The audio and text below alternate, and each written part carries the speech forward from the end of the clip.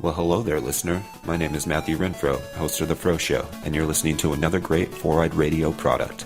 For more shows, check out foureyedradio.com.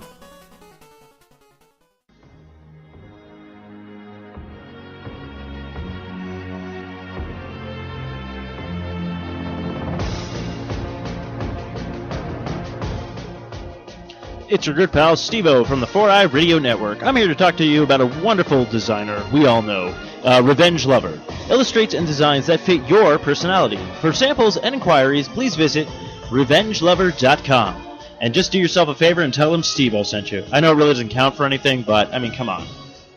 Who are you gonna trust? You gonna trust somebody else? No, you're gonna trust me, Steve-O. Because, face it, I'm awesome. Starfleet Escape Podcast. Prepare for launch in 3, 2, 1. Enjoy the ride. Welcome to the Starfleet Escape Podcast on the Four-Eyed Radio Network, where we escape into the Star Trek universe. This is episode number 57, and it is being recorded on July 20th, 2015. Today's topic, Axanar, with Alec Peters and Robert Meyer Burnett. I'm Aaron. And I'm Eric. Hello there. Thanks for having us. Thanks for coming. We appreciate it. It's been a while. Yes, it has been a while. It's been at least January 2014. It was our 34th episode. Oh, wow. And we talked to you, Alec, when you were just launching the first campaign for Axanar. And yeah, that's right. Amazing what a year and a half can do. Yeah, ain't that the truth? Yes, we've come a long way.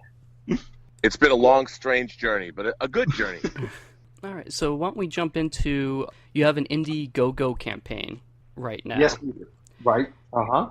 And as of 8 p.m. Eastern, you have $264,556 raised. Well, it's that last $56 that really counts. That's what's going to put you over the edge. Over the top. Right, so you have about 23 days left in your campaign, so this is, about 7 or 9 days in? Well, actually 11. It's a little long. This campaign was a little long. It's about 33 days. So I think we're in day 11, I think, at this point. But yeah, so it's gone well. We have a lot of loyal fans who want to see this done. What we last year's Kickstarter campaign, we raised $638,000, and as we always say, as we specifically said in that Kickstarter, that was to build out the infrastructure of Aries Studios that would allow us to make Axanar and other Star Trek projects. So we got a facility and paid for the first year's rent. We started building sets. We retrofitted the warehouse to be a soundstage, all sorts of things, not which aren't necessarily complete at this point. But yeah, we did all sorts of things, and it's been going well. But it's a lot of hard work. I've been working full time on it since that Kickstarter, and so is Diana Kingsbury, our director of fulfillment. You literally, when you have 10,000 donors and raise that kind of money, you literally have to have a full time fulfillment person because we give out so much cool stuff. So. She's been working just, helping people out, getting out the Prelude to Axanar stuff, working on the Axanar stuff. So we have a donor store where you can donate for lots of cool things. So model kits and patches and T-shirts and stuff. So yeah, so there's it's been going well, and Rob here joined us as director full time, and we're happy to have him on board. Well, thank you. We should point out too that the last Kickstarter where we earned that $600,000. We only asked for $100,000. So we were certainly not expecting to get the kind of financial support that we received from the community after they had seen Prelude to Axanar. And it was really gratifying. I was the editor of Prelude, but to sort of help bring Alec and Christian's vision to the screen. And this is something Alec created and has wanted to do for literally decades. And to see that it was embraced by the fan community the way it was hugely gratifying, and the response we had to the first scene that we released from the Axanar feature seems to be equally as enthusiastic. So that's been great to be a part of. Yeah, absolutely. I'm sure you guys have been just completely floored and surprised about just the reaction that you're getting from the fan community at large. Yeah, I mean, it really goes to show, though, I think Alec and I, along with everyone else, we're first and foremost huge fans. Mm-hmm. And I think the Star Trek fan base, the longtime fan base that has been fans of the Prime Universe, has not been served in 10 years. Yeah. You know, Enterprise went off the air 10 years ago. And there's been nothing set in the Prime Universe. It's been as long a time frame as the end of the original series to the debut of Star Trek the Motion Picture, Mm-hmm. as we've seen Prime Universe material created.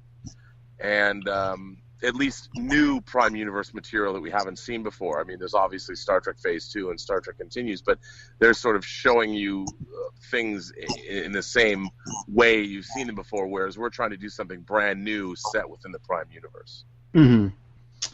So, after you guys have had 2 very successful campaigns on Kickstarter, why was there a shift to IndieGoGo this time around? Basically, IndieGoGo came after us pretty hard, and they really wanted our business. They've had a couple very successful IndieGoGo campaigns this year. Con Man, which raised $3.1 million. That was the Nathan Fillion and Alan Tudyk project, as well as Super Troopers 2, which raised like $4.3 or $4.5 million. So, you know, I think they've made a compelling case that they're a really viable platform for filmmakers, and that they came with us with a very good offer. I mean, they basically said, look, we're going to put our money where our mouth is and do all these things for you. And they have, and so it's worked out well, and it's a great platform. It's just like Kickstarter. Matter of fact, it's better than Kickstarter on the payment side of things because they accept PayPal as well as credit cards, and we don't have to deal with the obnoxious Amazon payment system that Kickstarter forces us to go through. Mm-hmm. I have to say, I've been a backer so far of all 3 campaigns, and I just want to say I've been very impressed with the weekly updates that you guys put out, including the perk fulfillment. So big, shout out to the team that you've put together. Thanks. Well, we've moved on to, I now write a daily blog, the Captain's Blog, which is about the production. What is happening? What are we doing on a daily basis? And Diana writes twice a week. She writes a fulfillment blog, like here's what's happening with the stuff, and here's what we're shipping out. And it really is, I think, the hallmark of the Axonar campaign, crowdfunding campaigns, is our communication. We just believe in over communicating to you guys, to our donors, what's happening, where's your money going, be accountable for it, be transparent about it, and we publish the budgets. We publish the Prelude budget. We just published a brief annual report synopsis, which is getting expanded into a full annual report. Like, here's what we're doing, here's what's happened. So those are all really important things for us to really keep everyone fully informed and give you, make you part of the team, make you feel like, hey, we're part of this Star Trek revolution. Well, I was going to say, to add to that, I mean, it's our fan base and the donor base I've always thought of as sort of our employers, and I think we owe it to our employers to report back in terms of our job performance, and we wouldn't even be doing this if we didn't have the kind of financial and also fan support that we're getting so much of, because otherwise there'd be no reason for us to do it, and we wouldn't have the ability to do it. And I've always thought that, like, Alec and I do these podcasts and we try and do video casts, and that requires a great deal of time and effort on our part. I mean, we're doing videos that we have to cut together, and we're putting music on them and graphics, and all of that is in addition to the fact that, I'm editing features as my day job, and now I'm trying to transition into working on Axonar full time. But it's tough because, contrary to what people think, we're not paying ourselves huge salaries out of this money that we're getting. We want to put every dollar back onto the screen. Oh, yeah. And I think if you see the Vulcan scene we recently dropped, the first scene we shot, I mean, we maximized every dollar. We were able to do that for a comparatively small sum of money, but I think the results speak for themselves. And if we can bring that to a feature film, it's going to be pretty spectacular. Oh, speaking of the Vulcan preview that you guys put out, it really sets the tone for the political landscape going into Axonar. So when was that filmed, and will this be part of the final movie? Oh, I mean, absolutely. We shot that on June 13th at our studio outside, and we shot in natural sunlight, and I worked on it. I planned it meticulously with Alec, and Tobias and Milton Santiago, our cinematographer, for about a month beforehand. And because it was entirely in a virtual environment, we couldn't leave anything to chance. And because we wanted to shoot it in natural sunlight against green screen, that's a really daunting proposition outside, because obviously the sun is always moving, and yet for the scene, the sun has to be in one place. So there was a lot of pre-planning that went into that. And that's, I think, a lot of what you're going to get from Axanar, is that because we have our own studio now, and because we're afforded the opportunity to have a place where we can plan, I can get on to the bridge set weeks, if not months in advance, to begin planning how we can do this movie. As I'm fond of saying, we're basically making a $100 million space epic for 1% of that budget, which is the exact opposite of what Hollywood does. Mm-hmm. So, and I think it absolutely sets the tone for the script that Alec and Bill Hunt have written is a very adult. It's both an action-packed space adventure, but it's also very much a political thriller set in the Star Trek universe, where you basically have these two opposing captains. You've got Kelvar Garth and you have the Klingon warlord Karn, who are going head to head, but think more along the lines of Errand of Mercy and Balance of Terror and things like that. I mean, the great war stories in the Star Trek universe. Taste of Armageddon is a war story. A Private Little War is a war story. And these are Star Trek war stories are as much about people and philosophy as they are about warring galactic empires. Mm-hmm. So, yeah, I mean, I think the Vulcan scene is definitely a taste of the tone. It wasn't exactly. There's a lot of humor in Axanar that you don't see on the Vulcans in the Vulcan scene, but there is a lot of. I mean, we've got our great characters. We have Travis Ramirez and Sonia Alexander and Garth. When they get together, they're a lively bunch. This morning I was watching the Axanar panel from San Diego Comic-Con, and was it the Vulcan scene that was planned out using action figures? Yes. Yeah, I made a story reel. Basically, a story reel is what they do in animation, where they basically use storyboards, but they cut them together as if you're cutting together real coverage. So I read both parts of the scene into the Avid, and then I shot every single shot there's 25 shots in 26 shots in the finished Vulcan scene. And I recreated each one of those shots with action figures. And then I cut back and forth so you could actually sit down, even though it was just, once you got past the fact that it was action figures, you could watch it and see how the scene would play out. Mm-hmm. Mm-hmm. And then I was able to show that to my cinematographer. I was able to send that to Tobias Richter. I could show Alec, and we could all sit down and watch it and analyze it and make changes to it, which we did. There was a lot of dialogue that we changed based on looking at that story reel. And it allowed us to pre-plan. So on the day when we actually shot it, we also could know where we had to move the green screen. So it was an incredibly useful tool. And Tobias then took that story reel and refined it and created VFX animatics to show me exactly where the camera moves would go and things like that. So it worked out really well. And I'm probably going to do a version of the Axanar feature entirely with action figures and models for the space battles and things. And it seems funny, but when you watch it all together, it's a great tool so everybody knows what's in my head. Mm-hmm. So when I'm like, okay, here's what I want, and I can't draw, so I can't be like Ridley Scott and draw really effective storyboards. Mm-hmm. So it's a very helpful tool. Nice.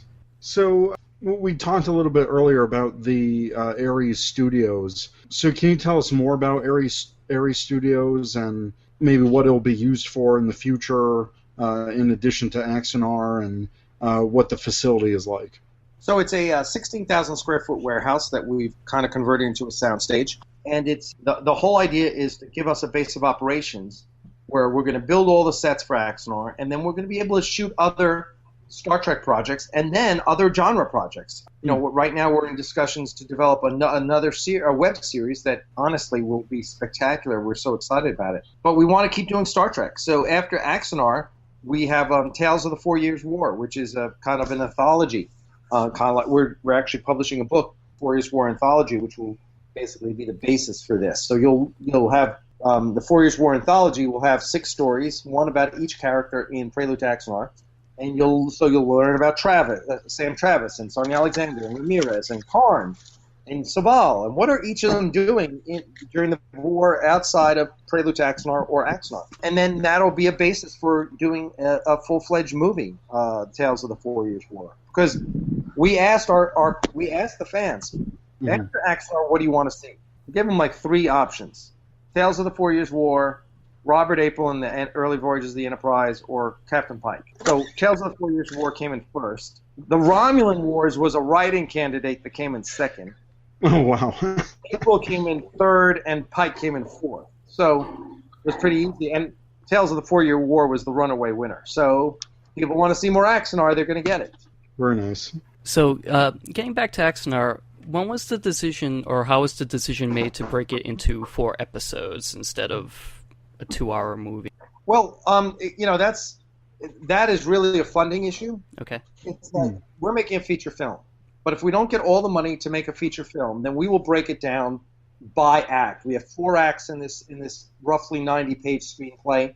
So each one's going to play out to roughly 22, 23 pages. And what we will do is, if we only get half the money, we'll make half of Axanar, show it, and then come out and ask for more money. If that's the way we have to do it. It really is all about the funding. But it is a film. The idea is it's a feature. Right. What has the biggest obstacle been during this whole process? Rob, what do you think? I think it's money. I think the challenge is always money because, frankly, we have such a great team. I mean, we really have such an amazing team of people working on Axanar that the challenge isn't my team. The challenge is really having the money to do everything we want to do because we've got 2 great DPs working on this project. We've got Rob directing, who directed Free Enterprise, and has produced movies, and we've got just go down the lane. John Iacovelli is production designer, and we got so many great people working on this that you can really tackle any challenge that comes up. The key is getting the money to give you the opportunity to do everything. Rob, how do you feel about that? I think, for me, the biggest, it's not really an obstacle, it's just something to be always mindful of, to be ever vigilant about, is that I pre-plan and make sure that enough pre-planning and enough pre-production goes in to what we're doing so we can execute at the level that people are accustomed to. Because we're trying to do something that really hasn't been done before, making such a large-scale movie on such a small budget, the more pre-planning and the more thought that we can put into pre-production, the better off we are. And that requires a lot of hours and a lot of time from everyone involved when, people aren't getting paid what they would normally get paid. And, we got to find that time and make it worth people's while. Like when we shot the Vulcan scene, for instance, Milton Santiago, our DP, luckily owns some cameras. And we did things like we were able to take those cameras out before we shot and do tests and to see with our actual wardrobe in the actual sunlight where we were going to shoot to decide which camera we were going to use. And based on the tests, we decided to go with the Red Dragon. And that would be something that isn't necessarily on another production. You'd have to rent cameras. And luckily we have access to the equipment and the facilities, and we're able to really make use of these things and put in the time. So on the actual day, we're not fighting the clock. We already know exactly what we're doing. So it allowed us to get the kind of results that we were able to get. And I don't know if that's so much an obstacle as just a methodology that we have to continue to practice. The only way to make the kind of film that fans and donors expect is to keep that level of production, pre-production and pre-planning on every level. And it's not so much an obstacle as it's more of a lifestyle choice that we've got to keep that work. You've got to do as much work before you get to the set as you do on the day. And that's something we will continue, and I certainly will continue to do throughout this whole process. It's excellent. And I'll tell you a funny story. Like, I planned this whole thing out, and I said to Tobias Richter at the Lightworks, our amazing maestro of visual effects, I said, Tobias, I want to show an establishing shot of Vulcan, but since it's wartime, it would be great to have Vulcan ships. Do you happen to have a model that you've already made of Vulcan ships? And he said, well, no, Rob, I don't. And I don't know if we've got time I'd have to build a model from scratch. And he didn't know if he could do that. And then he stopped and he thought, well, wait a minute. And he actually pulls out of his archives. He was working on a game that never reached fruition. And he had 3 different Vulcan ship designs that he'd worked on a couple of years beforehand. And he said, why don't you pick one of these and we can make use of that? And I picked, I think, the beefiest, sturdiest looking ship. And I said to myself, this looks kind of like a destroyer. And I would imagine that Vulcan in the time of war would have these ships orbiting around Vulcan all the time, a constant state of And Tobias said first, well, Rob, the Vulcans don't have destroyers. You understand that? And I was like, yes, Tobias, I understand. We'll call these perimeter defense vessels. He's like, oh, much better. And so he was able to come up with these cool designs that are very redolent of the ships that we'd seen on Enterprise, but new. And that was something we're always trying to whenever we can expand or contribute to the Star Trek universe in any way, whether it's through costumes you've never seen, ship designs you've never seen, such as the Aries, but they look like they'll fit in. I mean, Alec and I are very aware of we constantly want to be adding to the Star Trek canon and the Star Trek universe in interesting ways. So whenever we have an opportunity to do something new, we will. Yeah, and the biggest thing, just watching the Vulcan preview, I was blown away because it looked like it had come straight from Enterprise. Like I love hearing that. Yeah, so when I watched it, I was like, wow. I mean, it's obvious you guys have taken the time to really make this fit into canon, and it shows. So I really thought that I was watching like a new Enterprise episode at that point. Look, that's the highest praise that we can get from the fan base and the donor base. Absolutely. Yeah, no, I agree 100%. I mean, we're both huge Star Trek geeks. We always say you can't out-geek us. And everything we do has a rationale and has an explanation. Listen, just calling it the 4 Years' War, I mean, that's a nod to FASA and the role-playing games there. Yeah. We just inserted a huge nod to John Ford's The Final Reflection in the script that I'm just totally it's the coolest thing since I made the narrator of Prelude John Gill. I mean, it's that cool. It's just if you're a John Ford fan, you're going to freak out when you hear this. But those are little things that we insert to let you know that we're one of you, that we get it, that we love this passionately. Yeah, I mean, literally, Alec and I, Alex wanted to tell the story of the Battle of Axanar for 2 decades, and I've certainly wanted to make a Star Trek movie my whole life, and I want to make the kind of Star Trek movie that I, as a fan, want to see. I've never understood why, to me, Star Trek fan is not a bad thing, and I've been one of the biggest fans my whole life, and I was always tired when I would watch things in either episodes or movies that I know are wrong. For instance, when I saw Star Trek 3 for the first time, there's no such thing as a Klingon bird of prey. And indeed, that was an actual mistake in Harve Bennett's original outline, his original story that he wrote for Star Trek 3. It was the Romulans that were in that story, not the Klingons. And they just didn't bother changing the name of the ship when they added Klingons because there was nobody there that even thought that it was a big deal.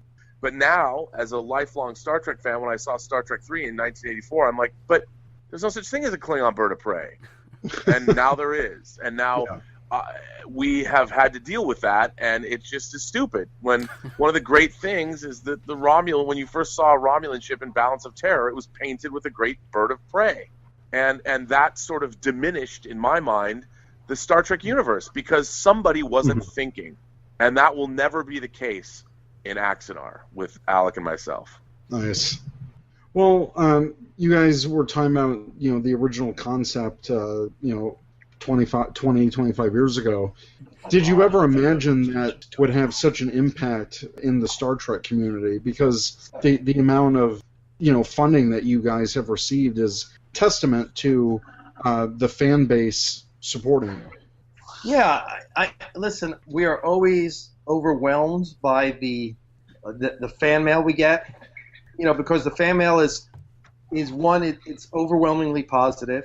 And it's people just saying, look, this is the Star Trek that I want. You're telling Star Trek the way I want it to be told. And that's both daunting because it's a huge responsibility, but it's also heartwarming because it tells us we're doing the right thing. And so it is our fuel. It's the feedback of the fans is the fuel that keeps us going, along with the donations. Yeah, and I think that one of the things that I've always taken the Star Trek universe very seriously. Mm-hmm. And I think that, and that doesn't mean that you can't have humor, because I think that all of the humor in, for instance, the original series was never at the expense of any of our characters. Mm-hmm. It was always character-based. For instance, in A Piece of the Action on Sigma Iota, when you've got the Chicago mobs of the 20s that have taken over the whole planet, when Kirk can't drive a stick shift, he can't drive an manual transmission automobile from the 1920s, and it's he can't quite get it going, and Spock turns to Kirk and says, "You're an excellent starship commander, but as a taxi driver you leave something to be desired." I mean, that's a very funny situational bit of humor that isn't at the expense of either one of them. And I think that, and in Trouble with Tribbles, when Nils Barris or something is addressing Kirk, and he says, "Kirk, you need to take this seriously." Kirk says, I do take this seriously. It is you I do not. And it's even when there's humor in Star Trek, it's highbrow humor. And I think that what we strive to do is create highbrow Star Trek. And I think our characters reflect that, and I think fans understand that we'll never pander, we'll never do something that we'll always take the high road when it comes to the Star Trek universe. It's excellent. Is the script complete for Axanar, or is it always evolving? Well, no, it's Bill Hunt, my co-writer, and I have been working on revising it for the past month, and it is right now. He just sent me his revision for Act 4. The first 3 acts are done, and so our process is I had written the original script. Bill comes in and revises it, and then we kind of merge the 2 versions based on what his feedback about what he thinks is important to change, and my feedback about what's important to keep, and we go back and forth and and work that way. But it's worked out great so far. The first 3 acts are much better for him having been through it, and so the script that will come out at the end of this week, that'll go all the departments' heads, will pretty much be the final script. That doesn't mean there won't be dialogue changes, but there will be no character changes and no set changes, and the stuff, it will be locked. But dialogue is often tweaked, so that's not a concern. It's a fantastic screenplay, and I dare say, maybe not since Star Trek II has there been a more satisfying screenplay written for a Star Trek movie. Wow. And I'm really excited to sink my teeth into it and direct it, because I just think that the storyline is great, the characters are great, and it really is very much at its heart a Star Trek story. And that even though it's set during a time of great conflict, it really is about people and humanity. And I mean humanity is a metaphoric term when you're dealing with Andorians and Vulcans and Klingons and Tellarites. But the heart, the human heart that Kirk spoke about in Star Trek V, I mean, I'm not saying the movie's like Star Trek V, but I'm just saying that it has, it's very much inspired by movies like Patton, and Master and Commander and these kinds of things. So I know we talked about this last time with each species having their own ships in the war. Is that still something that's going to happen? Will we see like an Andorian ship joining the battle? Well, no, maybe. No, not really. What you find is, we have simply posited that there is a common design throughout Starfleet. That the benefit of Starfleet is that all the worlds join together and come up with the best of the best, and whatever that may be. And that may be Andorian phasers and a Vulcan warp drive and Tellarite shields, who knows? But they're coming up with the best. And thus, if you're coming up with a design that is an amalgamation of the best of all these species, why would you use your own design? Because this amalgamation is the best. And there needs to be a certain standardization throughout Starfleet, because that's what allows ships to be refit easily and repaired easily and components shared. And so, and we also talk about how the ships work, that basically that all the controls might be somewhat different depending on the species. Maybe the color scheme is different because Andorians see a different light spectrum than Vulcans do, or things like that. So we literally talk about all this and hash it all out so we have a rational reason for every decision that we make. Well, speaking of building ships and all that, so the bridge set construction, is that completed or is still being worked on? And if so, how does it feel to sit in the captain's chair? Well, the bridge work continues. The structure is up. We're working on the command well now. The consoles that are in the center, which are radically different from TOS. So that's where we are right now. And then we'll be painting and putting in instrumentation and monitors and things like that. But so basically it's still a work in process. But it's about 60. It's about 2/3 done, I guess. Maybe I'll say it's 60%, 65% done. But exciting. to sit in it fully encloses you all the way around 360 degrees. So when you sit in it, I mean, it really is the fulfillment of when I was 5 years old, pretending I was sitting in the captain's chair in my family room back home in Seattle. I mean, but it's there for real. It's a full-sized bridge, and it's just, I mean, when it has all the electronics in and everything, it's amazing. And it really, it's just to sit in it it's nuts. It's really cool. That's awesome. And what's great about our bridge, as opposed to other bridges that have been made, is our bridge is entirely wild. It comes apart like big pie pieces, and it all comes apart into sections. So we literally can shoot in any direction, and we can shoot. Even the turbo shaft is modular, so it can slide out and slide back in when we need it, and we can get any. I mean, I've always said that unlike other places like other fan films like Star Trek Continues or Star Trek Phase 2, which are trying to recreate something that they did 50 years ago, we are trying to shoot, as you can see in the Vulcan scene, we're trying to do a widescreen science fiction epic. So I've often said that when they made, say, World War II movies in the 60s, whether it was Patton, whether it was The Great Escape, whether it was Where Eagles Dare, they looked a certain way. But then when you saw Saving Private Ryan, which came out in 1997, it was still World War II. It was the same armor, the same uniforms and things like that, but it looked radically different because filming technology had come so far, and it really gave you a realism that had never been seen before as far as that material was concerned. So we're going to have something that looks radically different, I think, than what you've seen, especially from other fan films, but also from what you've seen in past Star Trek movies. That's very exciting. That's very cool. Yeah, So, I mean, but firmly set in the Star Trek universe. I mean, it'll be very recognizable. It'll just feel very different, and hopefully it'll feel a lot more visceral and a lot more real. The same way that I think Prelude had a really different and interesting feel to it.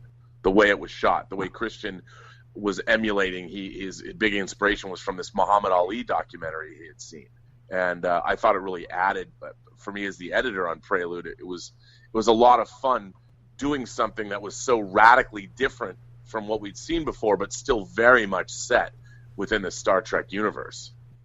Yeah, just the entire concept of having like a in-universe documentary was radically different, and it put a new perspective on it.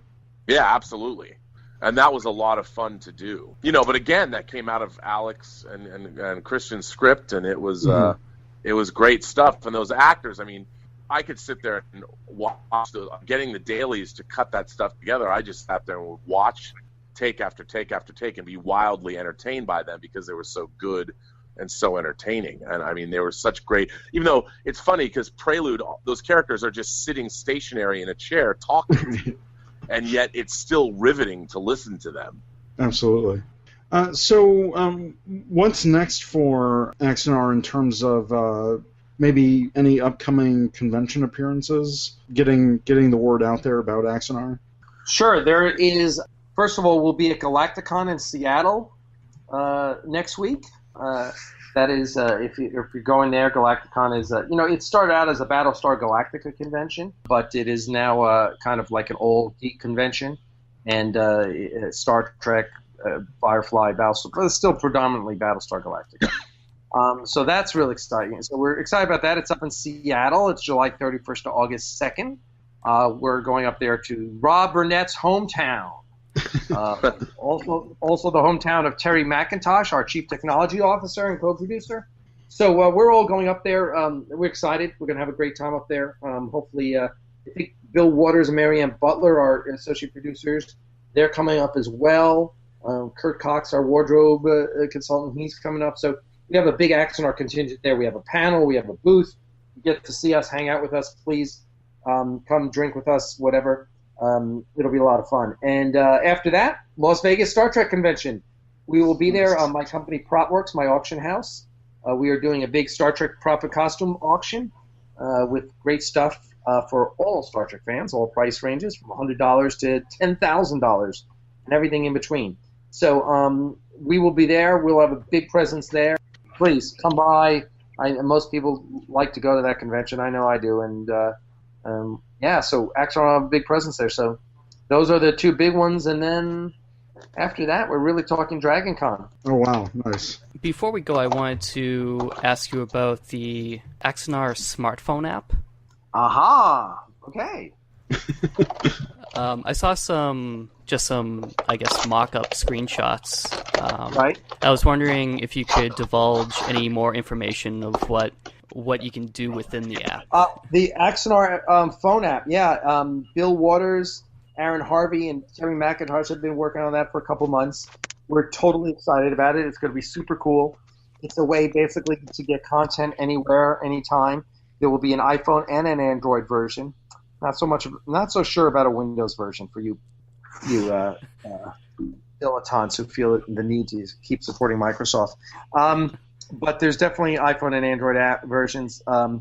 It's basically, we have so much content we're delivering now. People want to be able to get it all the time, and we're like, yeah, sure, here. Here's another way for you to get content and find out about all the latest and greatest on Axonar while you're on the road. And so it should be out, I'm hoping, in 2 weeks. Okay. Hoping before Vegas, which will be a lot of fun. Nice. And will it be a free download? Oh, yeah. Okay, cool. Oh, hell yeah. Nice. Absolutely. Well, thank you both for joining us today. It was great having you here. Is there anything else you would like to say about Axonar before we go? Well, I'd like to just say I'm always amazed and touched and also grateful from all the fans and the donors who have come to support this project, and all the kind words and everything people have said about the project and what we've tried to do, and also the fact that they continue to support with their hard-earned dollars. I mean, we know that, especially in this day and age, every dollar counts, and it's tremendous that we're able to get that from you, and to get that from all the fans and the donors, and I can't thank them enough. Absolutely. All about the fans. Awesome. And again, we'll post a link to the IndieGoGo on our website, so everyone who hasn't been on the Facebook or on your website and haven't found the link, they'll be able to find it there. Great. Awesome. We appreciate it. Yeah, and thank you again so much, you guys, for joining us. It's really been a treat talking with you, and we'll definitely have you on again once it airs, once it's there. Oh, that's tremendous. Come by anytime, guys. All right. All right. Take care, guys. Thank you so much. Thanks a lot. You have been listening to the Starfleet Escape podcast on the Four-Eyed Radio Network, where you can catch a new episode every other Monday. You can find us on the web at sfescapepod.com. Follow us on Twitter at sfescapepod. Like us on facebook.com/sfescapepod. And add us to your circle on Google Plus by going to google.sfescapepod.com.